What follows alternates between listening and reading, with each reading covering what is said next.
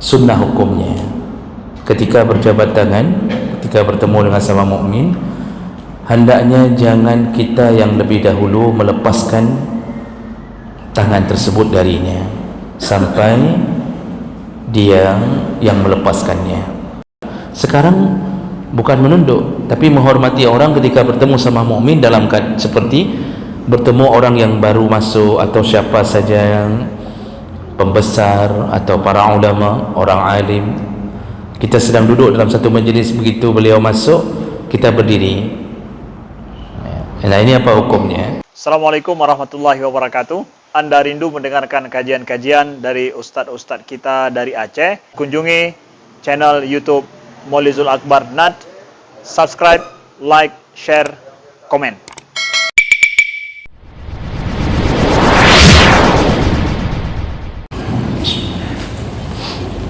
Assalamualaikum warahmatullahi wabarakatuh.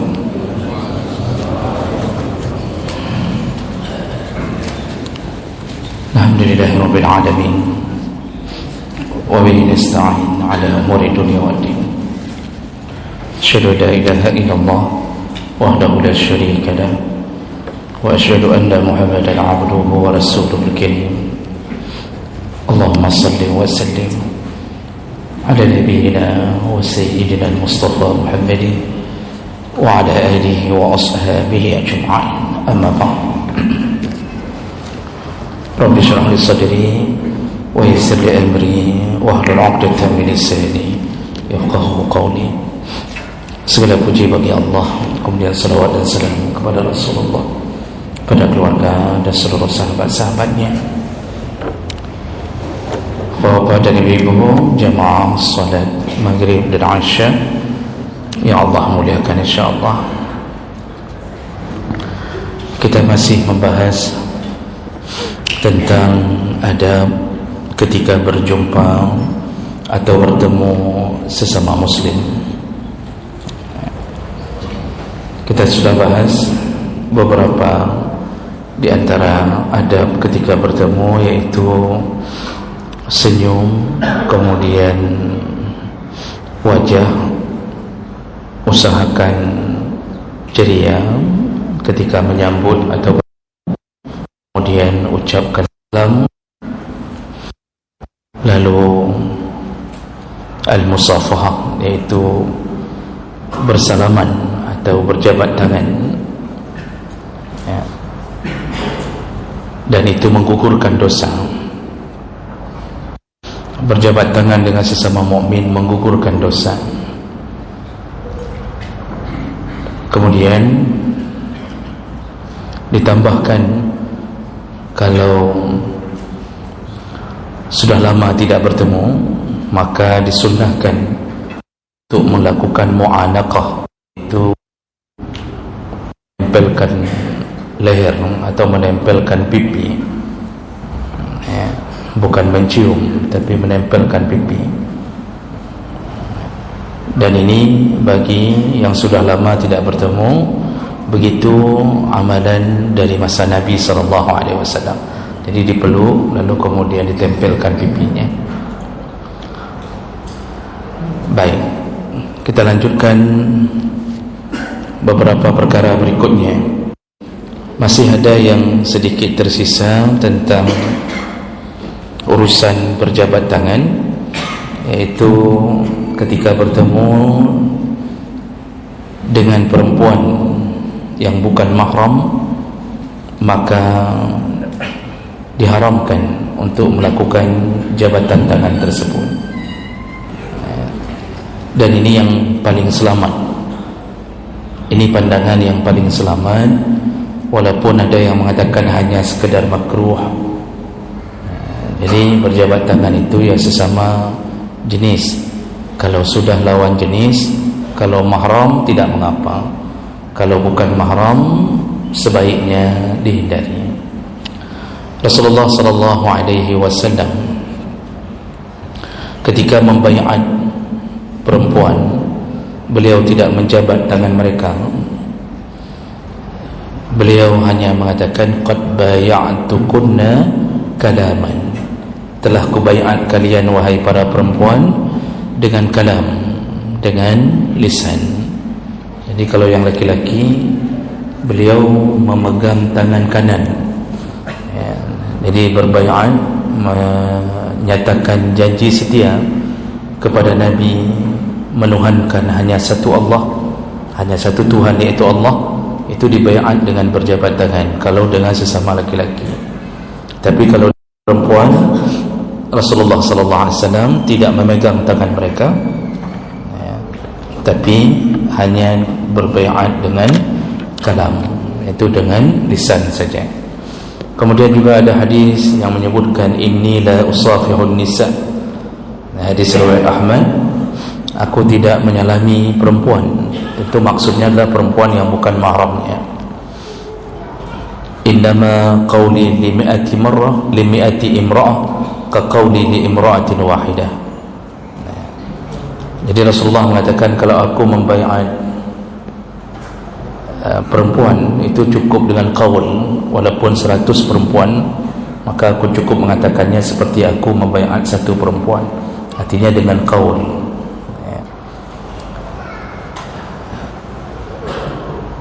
Lalu ini perlu kita jaga, selain daripada keharamannya, juga berefek pada fitnah, berefek pada fitnah yang timbul setelah bersalaman dengan perempuan. Apalagi perempuan yang kita salami, yang kita punya hasrat dengannya, maka di saat seperti itu lebih baik jagalah untuk tidak menyentuhnya.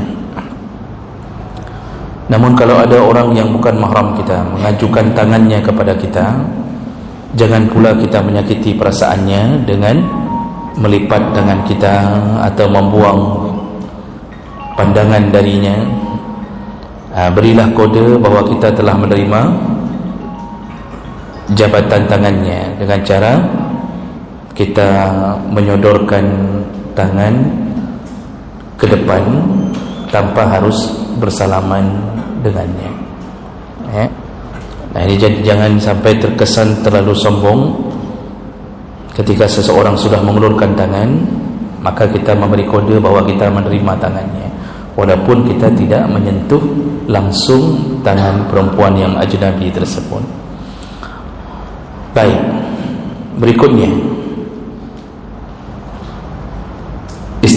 istihbab adamu naz'il yad 'inda al-musafahah hatta yakuna al-akhar huwa al-badi' bizalika. Sunnah hukumnya, ketika berjabat tangan, ketika bertemu dengan sama mukmin, hendaknya jangan kita yang lebih dahulu melepaskan tangan tersebut darinya sampai dia yang melepaskannya. Begitu yang Nabi lakukan dengan para sahabat. Jadi ada hadis dari Anas bin Malik radhiyallahu anhu, annahu qala kana Nabi sallallahu alaihi wasallam idza istaqbalahu ar-rajul fasafahu la yanzi'u yadahu min yadihi hatta yakuna ar-rajul alladhi yanzi'. Ini hadis yang menyebutkan bahawa Nabi ketika seseorang bertemu dengannya, maka Nabi menyalaminya, menjabat tangannya, dan Nabi tidak melepaskan tangannya sampai orang itu yang lebih dahulu melepaskan tangannya. Nah, ini diantara kemuliaan Nabi sallallahu alaihi wasallam. Nabi kalau sudah menjabat tangan seseorang, beliau terus memegang sampai orang itu terasa ingin melepaskan, baru beliau lepaskan. Nabi ingin menunjukkan cintanya sesama mukmin, dan beliau sering bergandeng tangan dengan sesama mukmin. Jadi kalau berjalan, ada beberapa riwayat menyatakan beliau pun memegang tangan sahabatnya, menunjukkan keakrabannya, kecintaannya. Kalau dengan istri, memang sudah menjadi kehidupan Nabi sehari-hari. Nabi itu kalau berjalan bersama istri, dia pegang tangan istrinya. Kalau kita yang berjalan dengan istri, kita di depan, istri di belakang. Begitu lihat ke belakang, istri sudah tidak ada lagi. Ternyata dia sudah naik becak duluan, karena muak melihat suaminya tidak pernah memegangnya. Nabi tidak lepaskan tangan istrinya. Begitu kemuliaan Nabi SAW. Namun hari ini kita kalau berjalan, Pak, tentu tidak bisa sembarangan memegang tangan orang, karena hari ini terkesan orang yang pegang tangan berdua sama jenis itu terkesan seperti orang yang LGBT.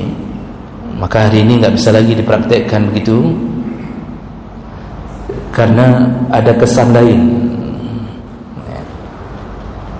Kalau Nabi dulu memang tidak ada pikiran itu, tidak ada. Semenjak di bumi hanguskan kaum Nabi Lut, itu sirna, homoseksual itu sirna. Orang jahiliyah itu punya banyak maksiat sebelum datangnya Nabi. Sistem perkawinan mereka, mereka melakukan macam model perkawinan yang aneh.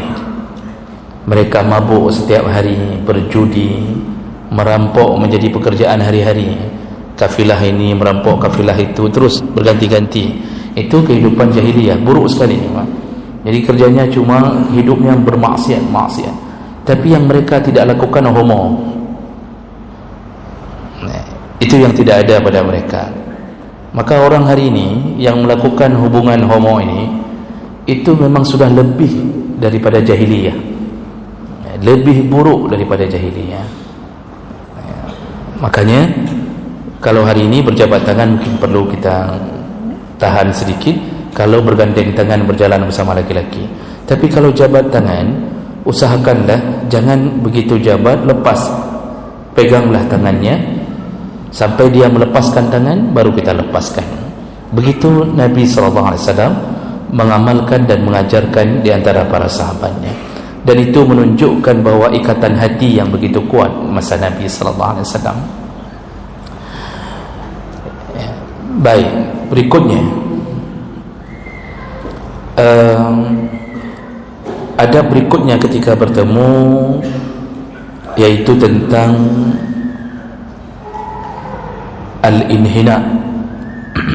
Ini ada satu, ini masalah, artinya ini ada kasus yang dibicarakan, yaitu tentang al-inhina, yaitu menundukkan badan ketika bertemu dengan sesama mukmin. Apa hukumnya melakukan inhina? Jadi maksud inhina ini yaitu seseorang ketika bertemu, dia menundukkan setengah badannya sebagai bentuk penghormatan dengan sesama muslim. Bolehkah atau tidak boleh? Ini ada beberapa pendapat tentang masalah ini.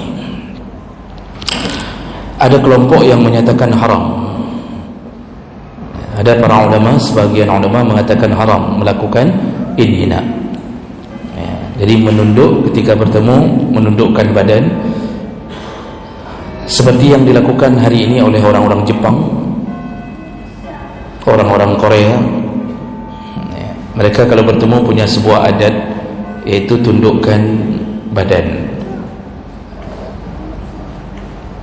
Dua negara ini melakukannya, menundukkan badan itu sampai mencapai seperti rukuk.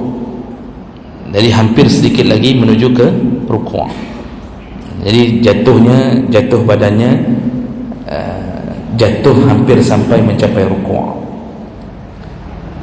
Kalau ini yang dilakukan, jumhur ulama mengatakan haram.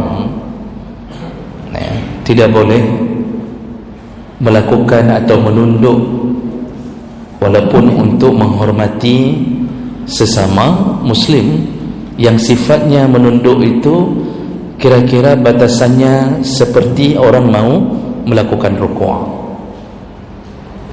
Itu diharamkan. Maka jangan sampai kita mengikuti budaya agama lain dan kita mengira bahwa itu adalah perkara yang baik. lalu kita mengatakan lihat mereka begitu hormatnya dengan sesama,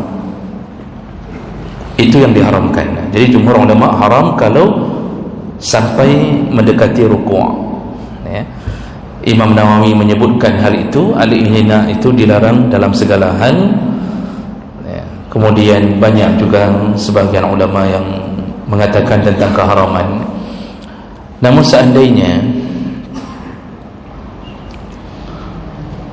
kita bertemu dengannya lalu hanya sekedar menundukkan kepala, jadi bukan badan yang ditundukkan, hanya sekedar kepala, seperti kebiasaan kita bertemu kita tundukkan sedikit kepala,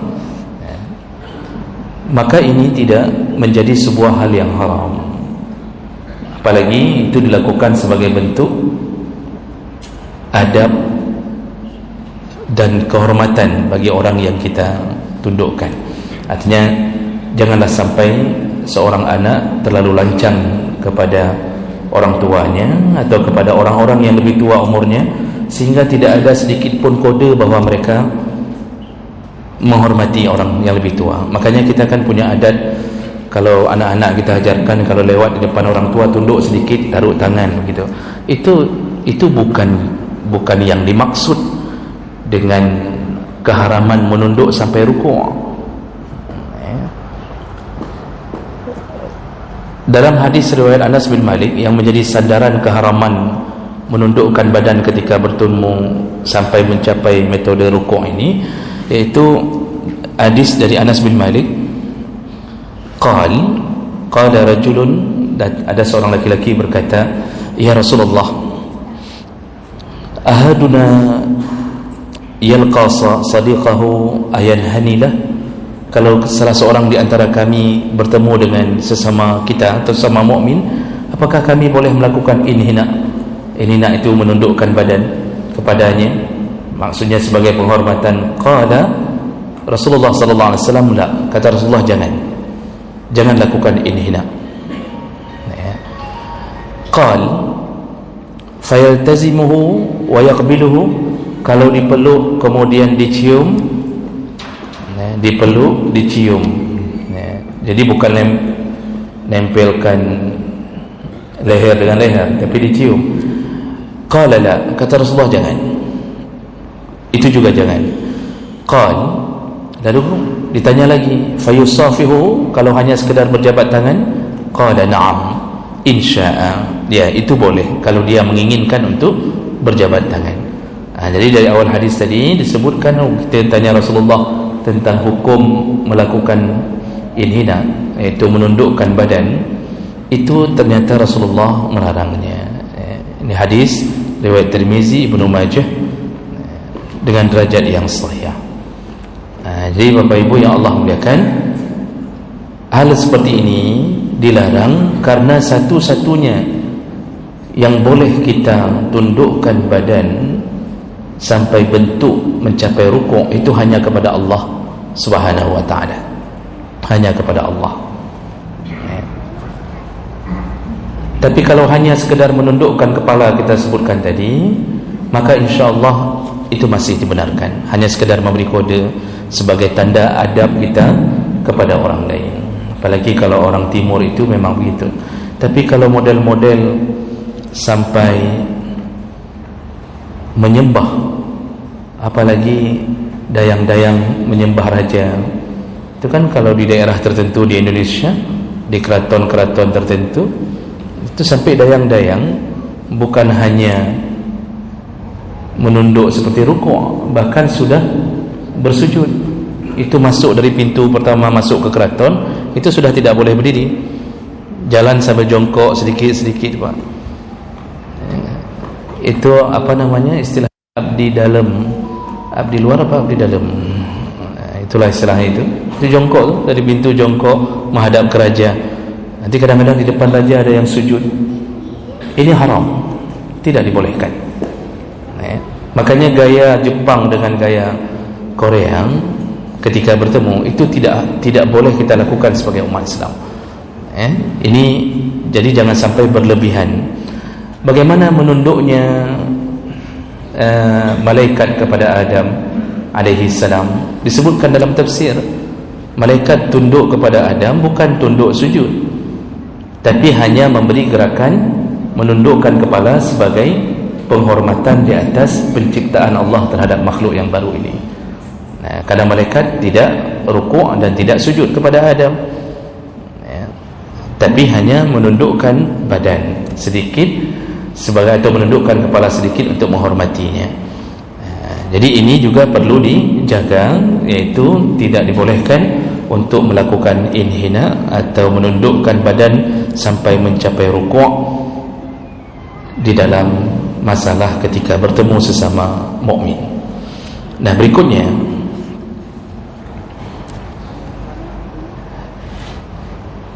apa hukumnya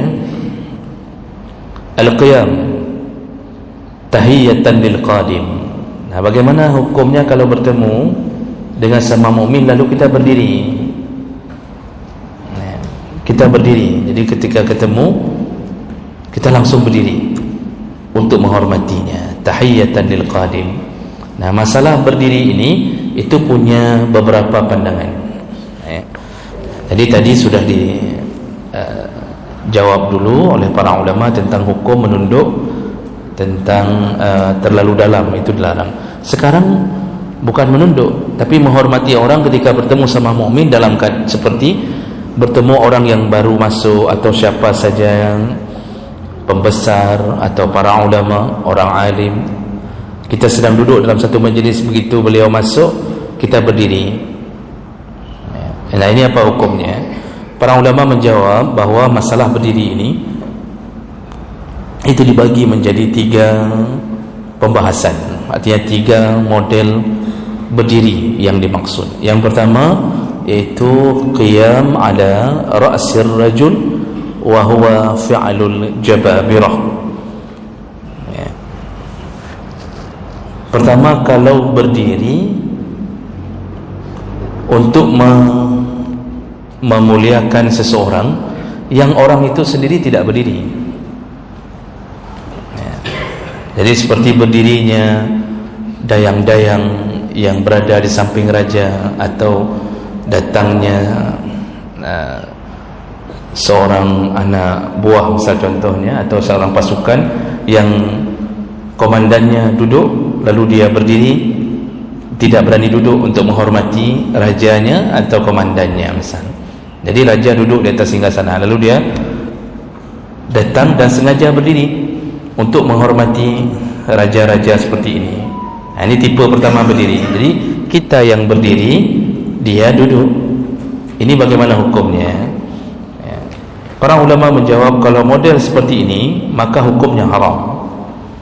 Tidak dibolehkan seseorang berdiri untuk menghormati orang yang tidak mau berdiri. Artinya dia dianggap sebagai raja, dia duduk di singgasana, semua orang berdiri untuknya.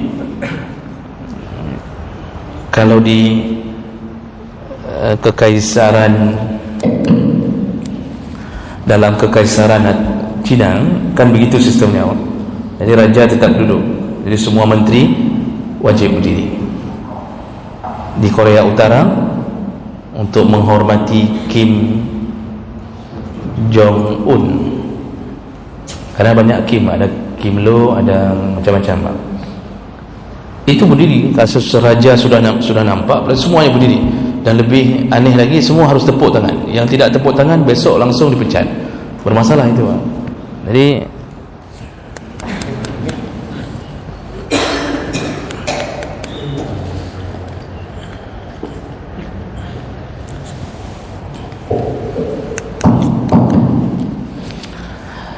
nah, ini berdasarkan hadis Nabi SAW. Hadis riwayat Jabir bin Abdullah radhiyallahu anhu. Qal ishtaka Rasulullah sallallahu alaihi wasallam, ketika Rasulullah sedang sakit, hari-hari terakhir beliau sakit, fasallaina wara'ahu wa huwa qa'id. Pada waktu itu beliau masih mampu untuk menuju ke masjid dan menjadi imam, tapi beliau imam dalam keadaan duduk. Jadi belum terlalu sakit parah, tapi sudah sakit. Jadi beliau jadi imam dalam keadaan qa'id, dalam keadaan duduk. Wa Abu Bakrin yusma'un nas takbirhum. Abu Bakarlah yang memperdengarkan takbir kepada orang-orang. Jadi Rasulullah mengucapkan takbir dengan suara kecil, Abu Bakar menyampaikan takbir itu kepada makmum dengan suara besar. Ini kalau dalam fikih disebut muballigh, orang yang mengucapkan takbir kedua, menyampaikan takbir ke belakang. Kalau sekarang muballigh itu tidak diperlukan lagi karena sudah ada mic. Ya, dulu itu dilakukan. Faltafata ilaina fara'ana qiyaman. Ketika Rasulullah sedang solat, dia duduk, beliau sempat berpaling ke arah kami, ya. Lalu beliau melihat kami semuanya berdiri di belakang beliau. Jadi beliau imam duduk, lalu kami semua berdiri di belakang beliau. Fa asyara ilaina faqa'adana. Beliau memberi kode, memberi isyarat agar kami duduk, jangan lagi berdiri. Fa sallaina bi salatihi qu'udan. Lalu kami salat bersama Rasulullah dalam keadaan duduk. Setelah melihat kode Rasulullah suruh duduk, kami semuanya duduk. Falamma salima, ketika sudah selesai salam, qal, Rasulullah berkata, in kittum anifan la taf'aluna ma fa'ala Faris war Rum, yaqumuna li ulamaihim wa hum qu'ud. Jadi kata Rasulullah, tadi kalian hampir saja melakukan apa yang dilakukan oleh raja-raja Roma dan Persia. Mereka berdiri untuk raja-raja mereka.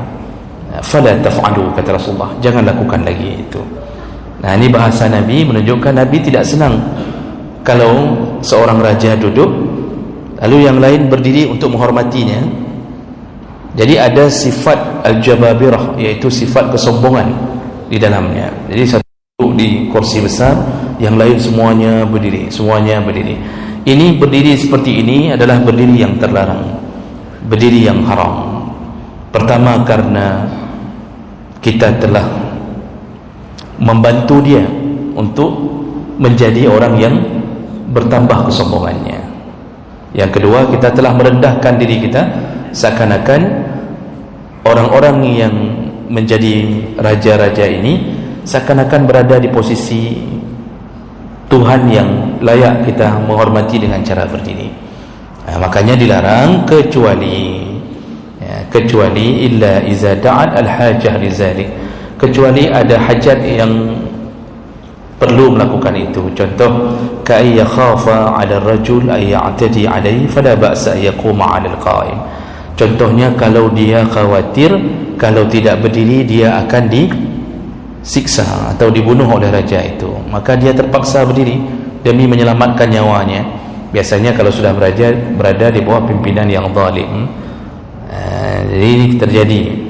Kalau masa Fir'aun itu begitu, pantang terjadi masalah sedikit, itu Fir'aun langsung disikat habis itu, siapapun.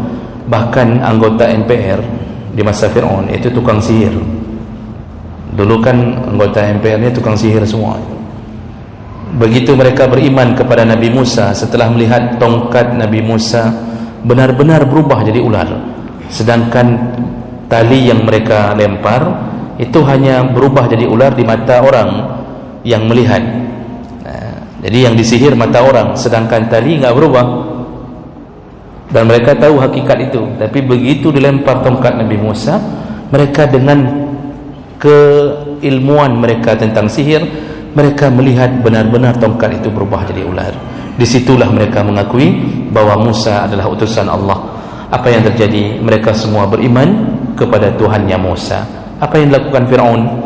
Di saat itu juga dia memerintahkan pasukannya untuk membelah tubuh semua tukang sihir tadi. Jadi dibelah, digergaji dua. Itu model masa dulu. Jadi benar-benar membuat orang khawatir tentang nasibnya. Ada satu riwayat yang menyatakan tentang Mashtah. Mashtah kemudian disebut, dimasyhur dengan nama Masyitah. Masyitah yang menjadi tukang sisir Fir'aun. Itu kan riwayat itu ada, dan itu hanya gara-gara hal sepele, jatuh sisir, lalu Masyittah mengucapkan kalimat Tuhanku Allah, atau kalau bahasa kita begitu refleks terucap Allahu Akbar. Anak Fir'aun mendengar kenapa si Masyittah tidak mengucapkan ayahnya sebagai Tuhannya, dilapor, habis. Ketika dilapor, ternyata Masyittah atau Masyittah bertahan dengan imannya. Dia mengatakan dia punya Tuhan, yaitu Allah, bukan Tuhannya Fir'aun. Jadi Tuhannya dia dan Tuhannya Fir'aun, yaitu Allah, katanya. Akhirnya direbus bersama anak-anaknya. Sampai dalam riwayat, beberapa riwayat disebutkan anak pertamanya diceburkan lebih dahulu ke dalam minyak yang sudah dipanaskan sampai tulang-tulangnya terpisah dengan kulitnya, seperti kita menggoreng ayam, sudah terlalu lama digoreng sampai tulang-tulang dari tubuh anaknya ini mengambang di atas minyak. Lalu tetap Masyittah bertahan, satu persatu tetap dia bertahan. Tinggallah si kecil satu orang, si bayi dalam pangkuannya. Nah, di situ dia goyah karena tidak tahan melihat bayi ini akan digoreng dengan minyak panas ini. Hampir saja dia tidak mampu bertahan, tapi kemudian bayi ini berbicara kepada ibunya, "Ibu, jangan ragu, Tuhan kita adalah Allah." Lalu disebutkanlah beberapa riwayat tentang berbagai perkataan yang menyebutkan, tetaplah engkau bertahan dengan imanmu, kita bertemu di surga Allah SWT. Di situ dia baru kuat kembali. Maka di dunia ini 4 bayi yang pernah berbicara, salah satunya adalah bayi Masyittah. Wallahu a'lam. Cerita itu ada yang mengatakan sahih, ada yang mengatakan tidak sahih. Wallahu a'lam. Tapi intinya apa? Ketika rasa takut muncul, kita akan diperlakukan dengan siksa. Di saat itu baru boleh berdiri di hadapan raja. Tapi kalau ada pilihan untuk resign dari pekerjaan menyembah-nyembah seperti itu, lebih resign. Nah, ini model berdiri yang pertama yang haram. Model kedua, berdiri al-qiyam ala qiyam ilaihi 'inda qudumihi wa la ba'sa bih. Berdiri ketika menyambut seorang mukmin.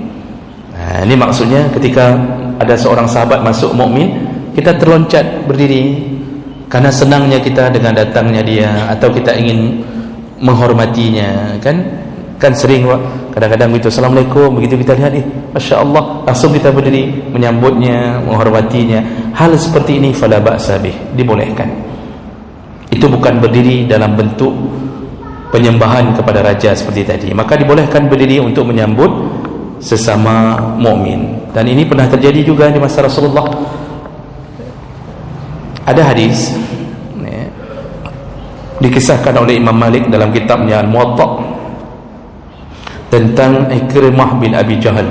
Ikrimah bin Abi Jahal ini anaknya Abu Jahal, yang ketika Fatuhu Makkah, ketika Nabi merebut kembali kota Makkah, Ikrimah termasuk yang melarikan diri.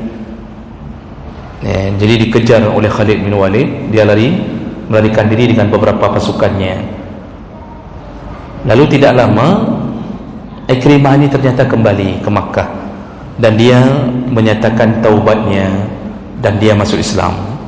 Nah, di situ ketika dia datang ke Makkah untuk menyatakan keislaman, fa aslama wa qadama ala Rasulillah sallallahu alaihi wasallam amal fatihi. Ikrimah datang dan ingin menyatakan keislamannya di hadapan Nabi. Falamma ra'ahu Rasulullah sallallahu alaihi wasallam, ketika Rasulullah melihat Ikrimah, yaitu anak dari musuhnya, anak dari Abu Jahal yang paling benci kepadanya, tiba-tiba menyatakan keislaman. Apa yang terjadi ketika Nabi melihat Ikrimah masuk menghadapnya untuk bersyahadat, lalu langsung wasaba ilaihi farhan. Nabi terloncat dari tempat duduknya, langsung Nabi berdiri dalam keadaan gembira, wa ma alaihi rida hatta bay'ahu, sampai jatuh ridanya, sampai jatuh selendang Nabi sallallahu alaihi wasallam. Gembiranya Ikrimah masuk Islam, disambut oleh Nabi. Nabi pun berdiri untuk menunjukkan kegembiraan terhadap Ikrimah yang menyatakan keislaman. Hatta bay'ahu, sampai kemudian Nabi membai'at Ikrimah di dalam Islam. Jadi Nabi pernah juga melakukan itu. Lalu pernah juga Ka'ab bin Malik, salah satu dari 3 orang yang tidak mau ikut perang Tabuk. Jadi disebutkan dalam Al-Quran dengan bahasa salasatul ladzina khulifu, ada 3 orang yang tidak mau ikut perang Tabuk, alasannya panen kebun.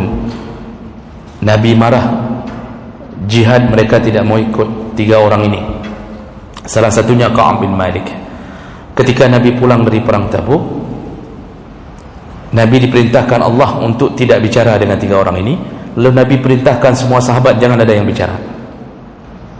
Itu mencapai 50 hari mereka tidak bicara, sampai 3 orang ini memberi salam pun tidak disahut lagi oleh Nabi. Mereka sedih sekali, mereka khawatir sekali. Lalu mereka menemui Abu Bakar, memohon untuk direkomendasi kepada Nabi supaya mereka dimaafkan. Ternyata Abu Bakar pun tidak mau menyahut salam mereka. Jadi tidak selamanya memutuskan silaturahim itu menjadi dosa. Kapan memutuskan silaturahim dibolehkan, Bapak Ibu? Ketika memberi efek jera, memberi efek jera sampai dia taubat. Contoh, kita putuskan silaturahim kepada ahli maksiat. Kita katakan, kalau engkau masih begini, aku tidak akan bicara denganmu. Dibolehkan. Jadi memberi efek jera. Nabi memberi efek jera kepada 3 sahabat sampai 50 hari mereka tidak bicara. Nah, ketika Ka'ab bin Malik diterima taubatnya, turunlah ayat Allah, lalu mereka bertaubat, mohon ampun, turun ayat Allah mengampunkan mereka. Lalu Ka'ab bin Malik masuk menemui Nabi sallallahu alaihi wasallam. Ketika dakhal al-masjid, ketika masuk ke masjid, fa iza bi Rasulillah sallallahu alaihi wasallam, faqama ilayya Talha bin Ubaidillah yuharwil hatta safahani wa hanna'ani. Jadi Ka'ab bin Malik meriwayatkan, ketika aku masuk untuk memohon kemaafan dari Rasulullah, artinya sudah dimaafkan Allah, dia gembira, dia ingin temui Nabi. Ketika dia menemui Nabi, langsung Talha bin Ubaidillah, salah satu sahabat Nabi yang ada di masjid pada waktu itu, dia berdiri menyambut Ka'ab bin Malik. Lalu dipeluknya Ka'ab, disalaminya, wahanna'ani, dan disambut dengan gembira. Jadi dipeluknya. Ini berdiri untuk seorang sahabat yang diterima taubatnya.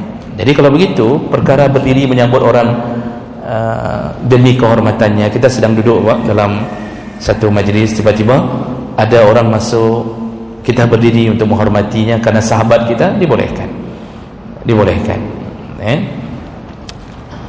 Dan yang terakhir yaitu berdiri qiyam inda ru'yatihi wa huwal mutanazi', yaitu berdiri ketika melihat ada orang yang kalau kita berdiri dia senang dengan berdiri kita. Artinya dia ingin dipuji, dipuja. Di saat seperti itu para ulama mengatakan makruh, bahkan ada yang mengatakan haram. Artinya secara singkat, ini waktu kita singkat, singkatnya, berdiri untuk membuat bapak senang. Kalau bahasa lainnya, berdirinya para penjilat. Jadi asal datang pejabat, ramai-ramai berdiri, lalu kemudian disalami, dicium tangannya, kadang merasa bahwa ini pejabat. Kalau tidak berdiri nanti ditandai. Jadi ini berdirinya seseorang yang kalau kita berdiri, pejabat itu bertambah senangnya. Artinya dia merasa bahwa dia layak untuk dihormati. Yang berdiri seperti ini itu malah terlarang, paling kurang jatuh ke hukum makruh. Rasulullah sallallahu alaihi wasallam menyebutkan dalam hadis riwayat Bukhari dalam kitab Adabul Mufrad, Rasulullah menyebutkan, man sarrahu ayumassila lahu ibadallah qiyaman falyatabawwa baitan minan nar. Barang siapa yang senang ketika orang berdiri untuknya.